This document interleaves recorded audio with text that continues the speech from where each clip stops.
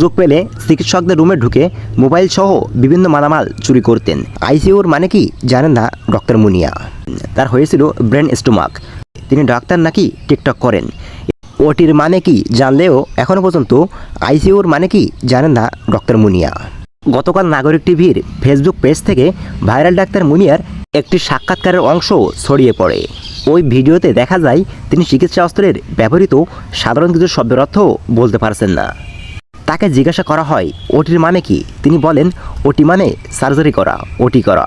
প্রশ্নকারী আবারও বলেন ওটির একটি নির্দিষ্ট অর্থ আছে, এটার পুরো মানেটা কি ডক্টর মুনিয়া উত্তর দিতে পারেননি।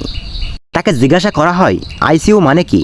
এই প্রশ্নের উত্তর দিতে গিয়ে বলেন যেখানে রোগীকে আইসিইউতে মানে লাইফ সাপোর্টে রাখা হয়, অক্সিজেন দেওয়া হয়। তাকে আবারও জিজ্ঞাসা করা হয় আইসিইউ মানেটা কি, তিনি তাতেও উত্তর দিতে পারেননি। একটি রোগীর বিষয়ে কথা বলেছিলেন ডক্টর মুনিয়া।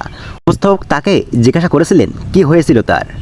ডক্টর মুনিয়া বলেন তার হয়েছিল ব্রেন স্টোমাক।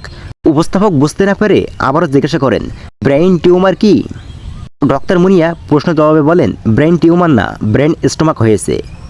ডক্টর মুনিয়ার বিরুদ্ধে অভিযোগ আসে তিনি ডাক্তার নাকি টিকটক করেন। এর উত্তরে মুনিয়া বলেন আমি যদি ডাক্তার না হই তাহলে কি আমাকে ঢাকা মেডিকেল কলেজে এমনি পেশেন্ট দেখতে যায় কি।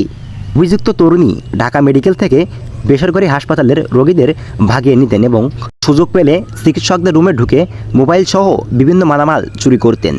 ছাড়া নীলক্ষেত থেকে অ্যাপ্রন, আইডি কার্ড এবং মিটফোর্ড থেকে স্টেথোস্কোপ কিনে প্রতারণায় ব্যবহার করতেন এবং নিজেকে চিকিৎসক পরিচয় দিতেন।